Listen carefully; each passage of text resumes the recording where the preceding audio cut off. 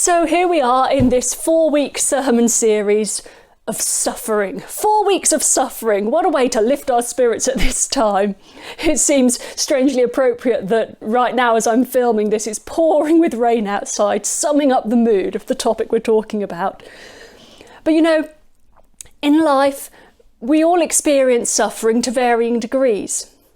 Some suffering is comparatively mild, like, I don't know, bad case of the flu or something maybe.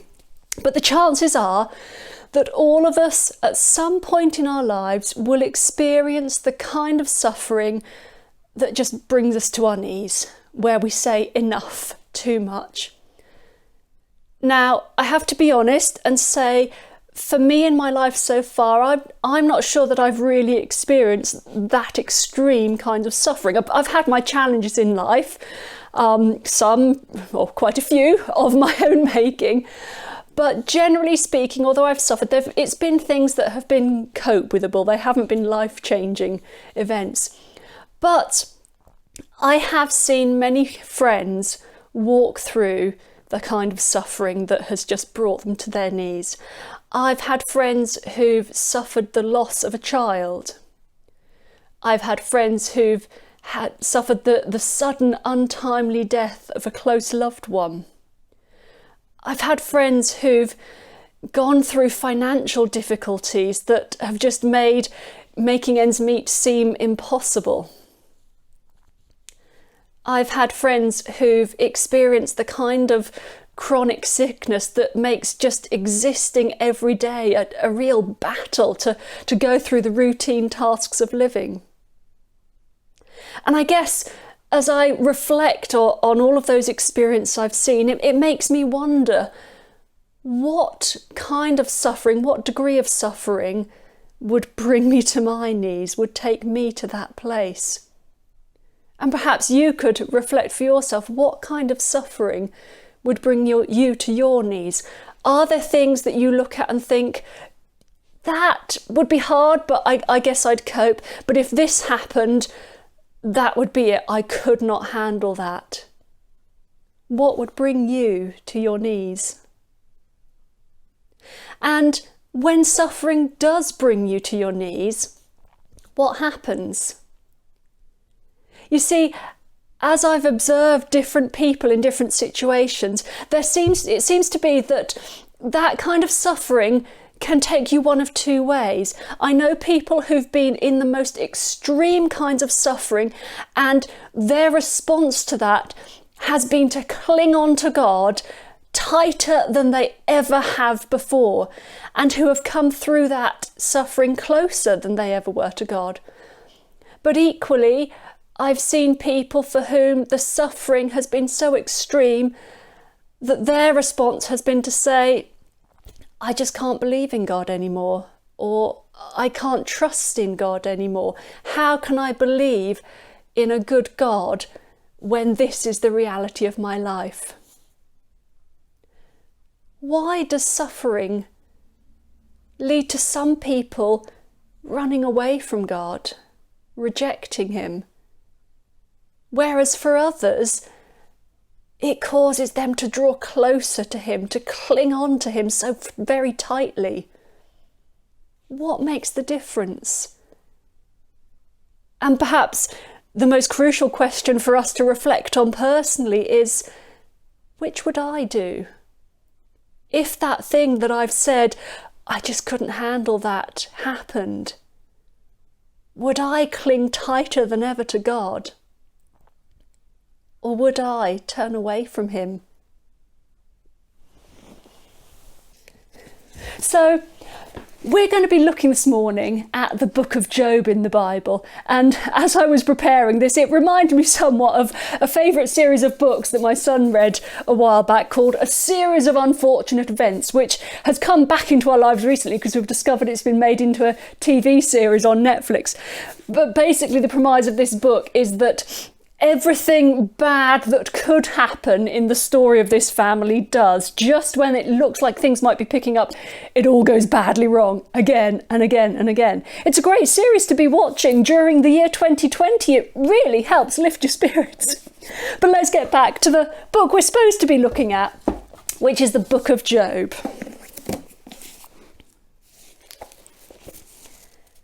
So this book is a wisdom book in the Bible. That means it's meant to be full of wisdom. And you can tell as you read it that it's written by someone who is very wise and knowledgeable. The breadth of knowledge they have, the things around the world that they refer to, shows that they have a great understanding and a great knowledge about the world. They use a diverse vocabulary. So surely here, in this wisdom book that talks about suffering, we may be able to find the answers to some of our questions about suffering.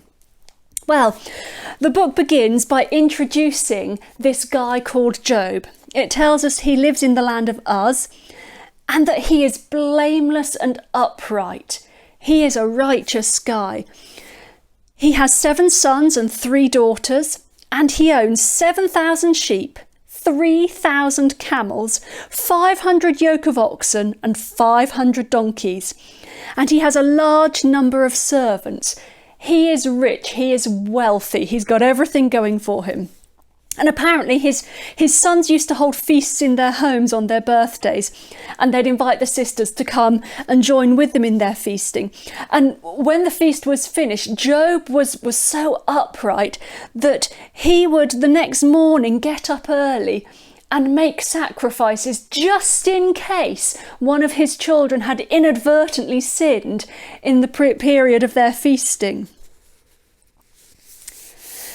So Job is the epitome of goodness, of righteousness. He is a good man, and his life is great. But then one day it tells us, while one of these parties is going on, a messenger hurries to him with an urgent message.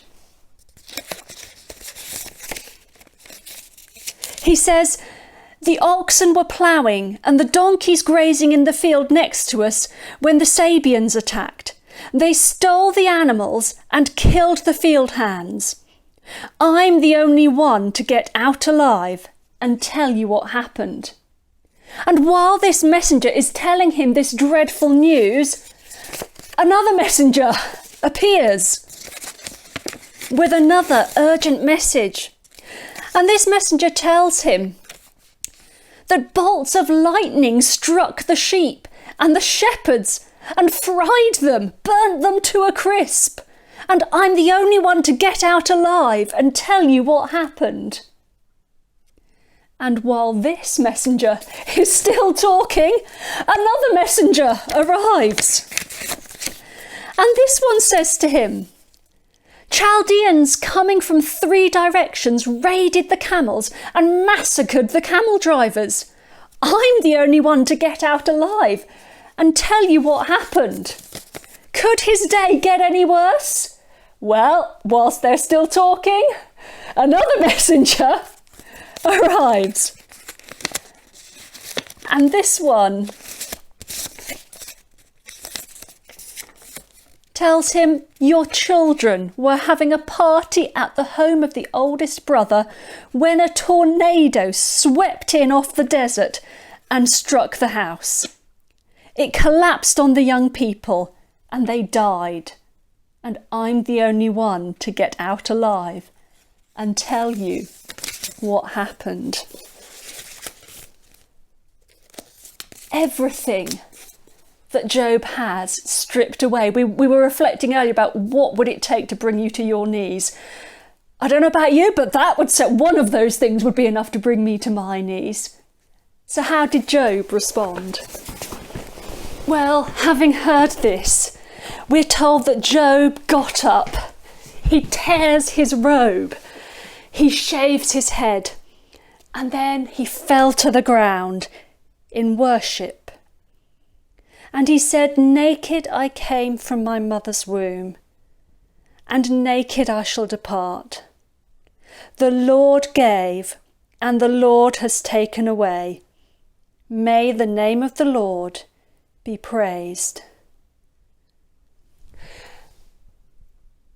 And then, as if that's not enough, there's a second attack on him.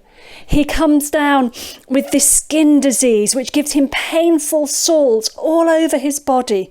And at this point, his wife says to him, "Are you still maintaining your integrity? Curse God and die." But Job replies, "You are talking like a foolish woman. Shall we accept good from God and not trouble?"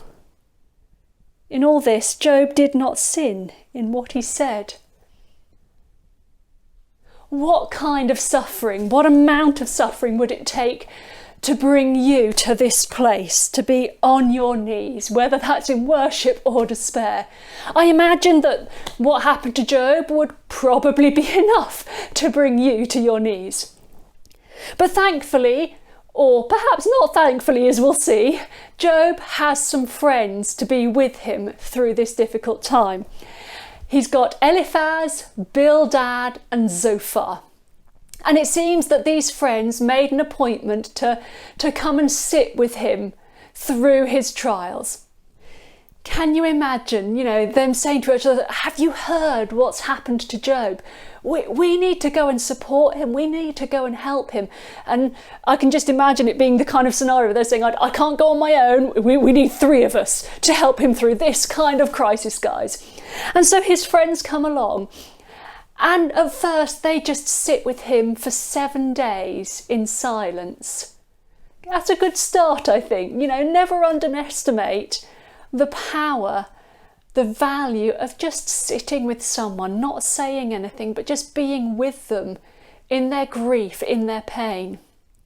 But then after these 7 days, Job begins to speak. He begins to express how he's feeling about what's happened to him. Listen to the raw emotion in his voice as he shares with his friends. "Why didn't I die at birth? My first breath out of the womb, my last? Where were their arms to rock me and the breast for me to drink from? I could be resting in peace right now, asleep forever, feeling no pain, in the company of kings and statesmen, in their royal reigns, all with princes resplendent, in their gold and silver tombs. Why wasn't I stillborn and buried with all the babes who never saw light, where the wicked no longer trouble anyone, and the bone-weary people get a well-deserved rest? Prisoners sleep undisturbed, never again to wake up at the back of guards. The small and the great are equal in that place. The slaves are free from their masters. Why does God bother giving life to the miserable? Why bother keeping bitter people alive? Those who want in the worst way to die and can't.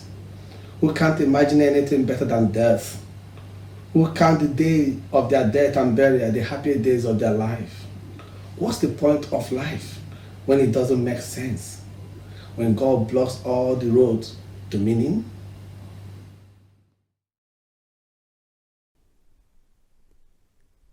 I wonder if you've ever sat with a friend who's feeling like that, who's feeling as Job is. Or maybe you felt like that yourself. What are Job's friends going to do to help him? How are they going to respond to him? Well, they try to offer him some wisdom. They try to offer him some well-reasoned arguments, explaining the circumstances to him, working out what it is he's got to do to make it better. Tread very carefully if you ever do this. It's dangerous ground, as we'll see from his friends' responses. So, first of all, Eliphaz jumps in. And basically, Eliphaz says to him, well, look, we know the law of nature is that if bad stuff happens to you, it's a sense of justice. It's a consequence of something you've done wrong. Now, I know, Job, you are a really righteous guy. You have walked blamelessly. But no one's perfect, Job. So it must be that there is some minor offence that you've committed that has triggered all of this suffering. All you need to do is throw yourself on God's mercy for this minor offence, and all will be well. Bildad takes a slightly different slant. He says, yeah, Job, as you're arguing, you are righteous, you are blameless, you have served God faithfully. So what it must be, Job, is that your children have committed offence. Your children have done something wrong. And the reason this suffering has come upon you is as a consequence of what they've done. But God is just, and so you need to go to God and seek his mercy, and he will be faithful and he will make things right for you. Zophar is perhaps a little more harsh. He says, Job, you can keep claiming that you are faultless, that you are not to blame, but you must have done something wrong in order for this to happen.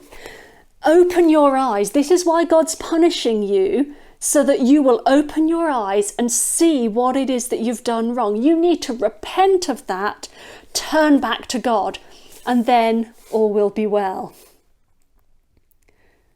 I love Job's response to his friends. At this point, he says to them, miserable comforters are you all. You can imagine it's not much comfort to him hearing their logical arguments for what he must have done to cause this to happen to him. And his friends carry on in this manner, getting more and more frustrated and annoyed at Job as he says, I haven't done anything to deserve this. What have I done? Show me where I've gone wrong. I don't believe I have. But his friends keep going further and further down that line, saying this must be a consequence of your own sin, Job. Eventually the friends kind of run out of arguments to share with him, and a fourth guy, Elihu, comes in and takes his turn at reasoning. But through all this debate, through all of this reasoning, Job does not find a satisfactory answer to the question of why he's suffering. And neither does he get a resolution to his grief. But then God turns up, and Alfie's just turned up here to help me. You're not God, are you, Alfie? You're dog. That's back to front. So God turns up, and it says, then the Lord answered Job out of the whirlwind. Now, this is a really important phrase that we need to understand. Remember, Job's friends have been telling him that God is punishing him, that God's going to knock him down unless he repents. But the Lord answered Job. The word that's used for the Lord is Yahweh there.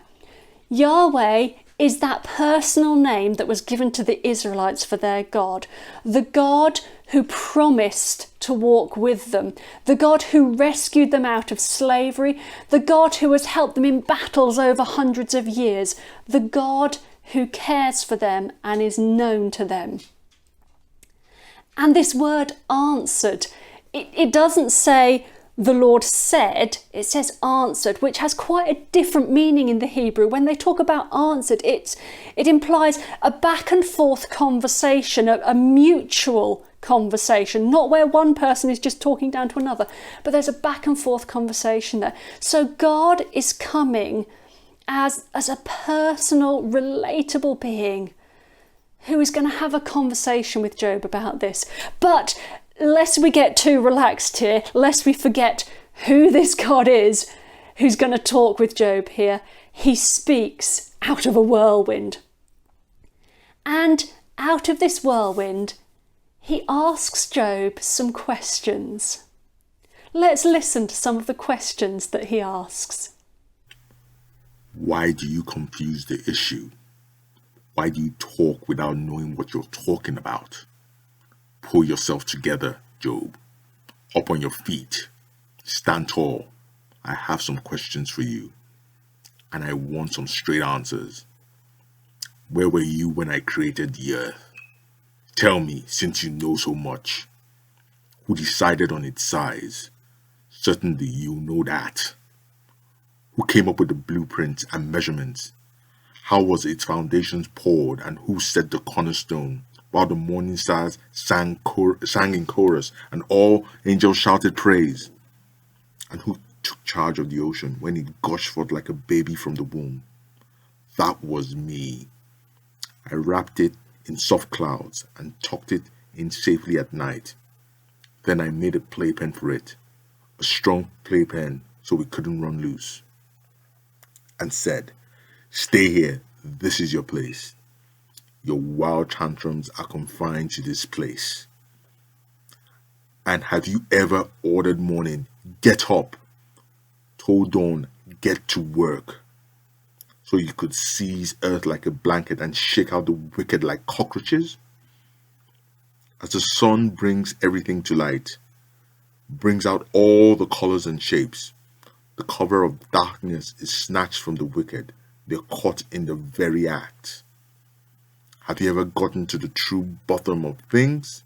Explored the labyrinth caves of deep oceans? Do you know the first thing about death? Do you have one clue regarding death's dark mysteries? Do you have any idea how large the earth is? Speak up if you have even the beginning of an answer. Do you get that sense of how vast and powerful God is, and yet how small we are? That perspective is crucial to understanding God's response. You see, he goes on to say of Job's friends that they failed.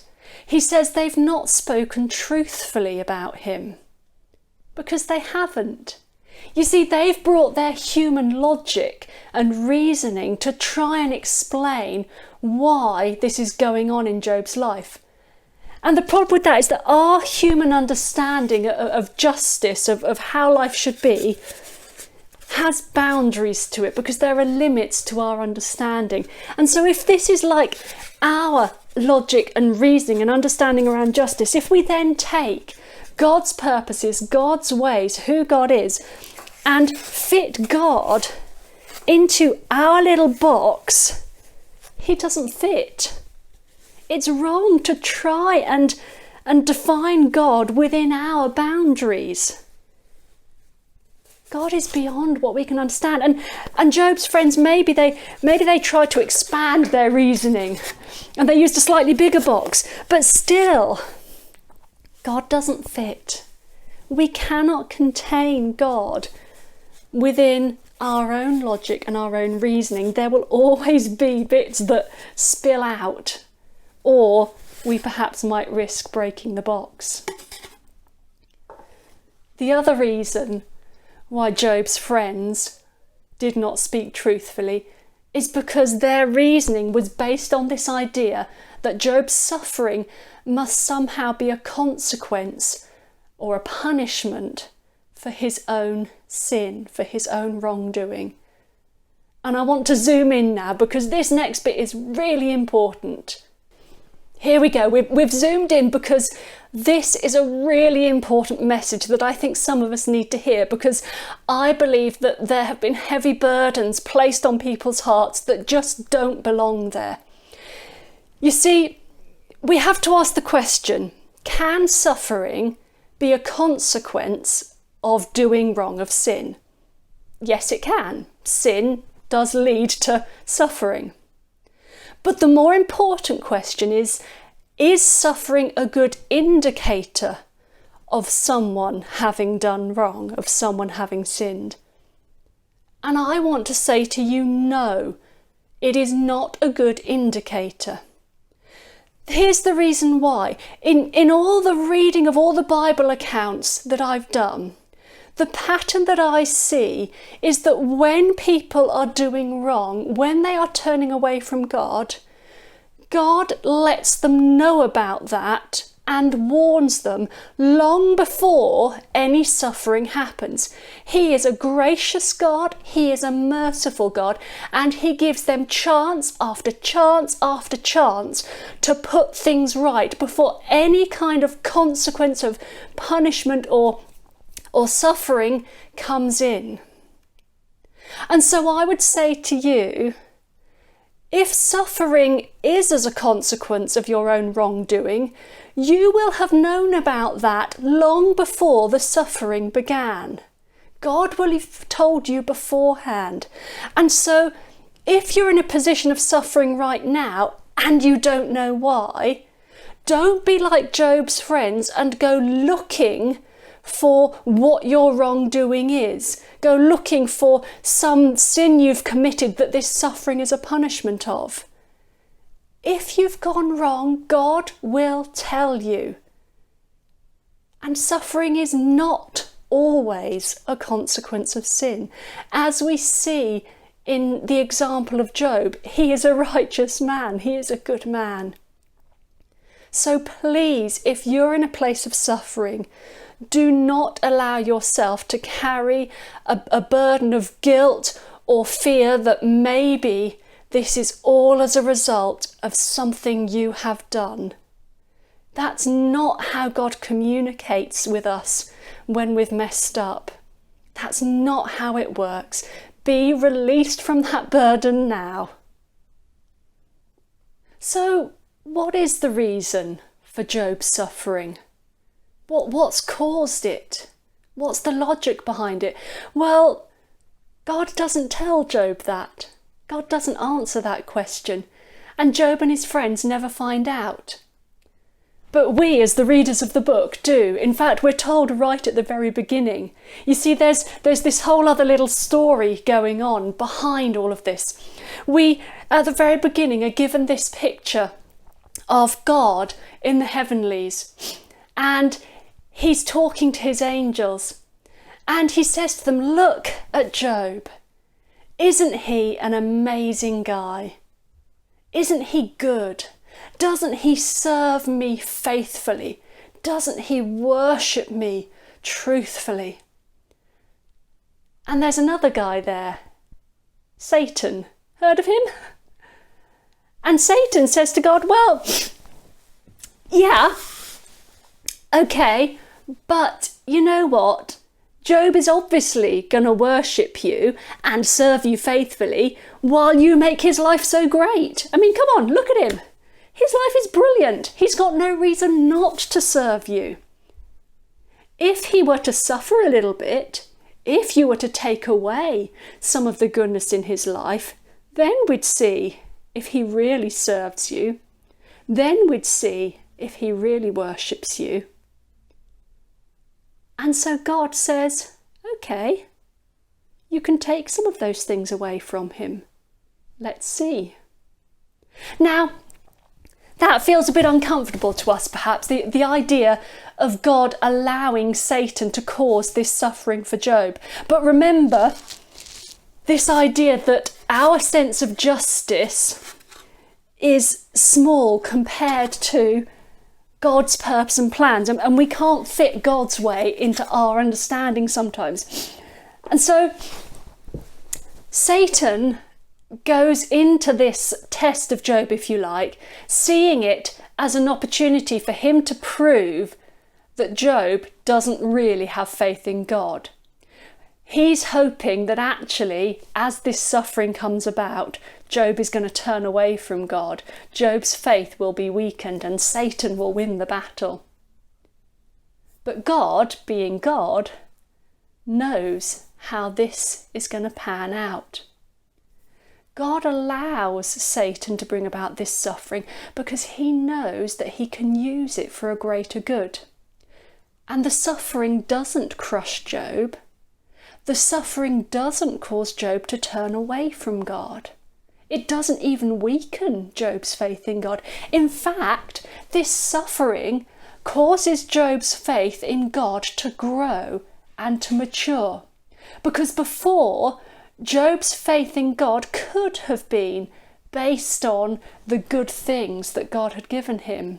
But by the end of the story, Job's faith is in God because of who he is. Think of a romantic relationship. What's the measure of true love in a relationship?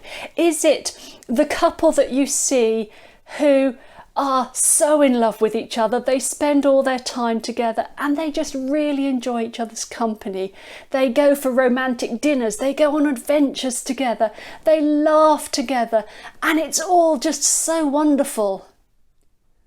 Or is real love what we see in the couple who've walked together for some years through real trials, who've faced losses, who've borne each other's weaknesses, who've supported each other through their various struggles, who've cried together, who've even argued together, who've mourned together, and yet have stood by each other even when they've let each other down, because of how they love the other person for who they are, not because of their circumstances. That is real love.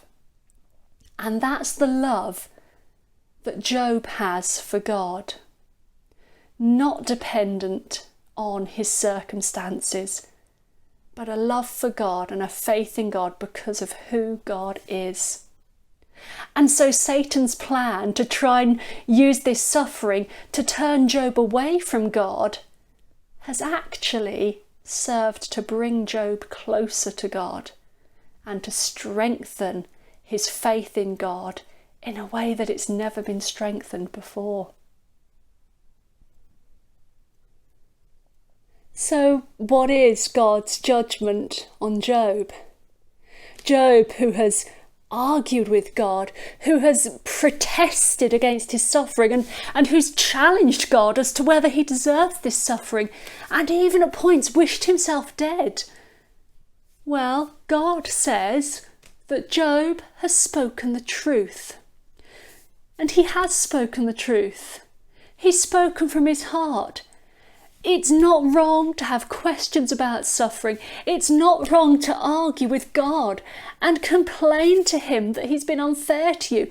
It's right to take all of those things to God, because he is the only one who's in a position to answer. He's the only one with the knowledge and the understanding. So when suffering brings you to your knees, cry out to God, complain to God, get angry with God. And maybe he will answer you. Maybe he'll answer with reasons. Maybe, whether in that moment or in the future, he will show you his purpose in what's happening in your life. Or maybe he will simply respond to you as he responded to Job.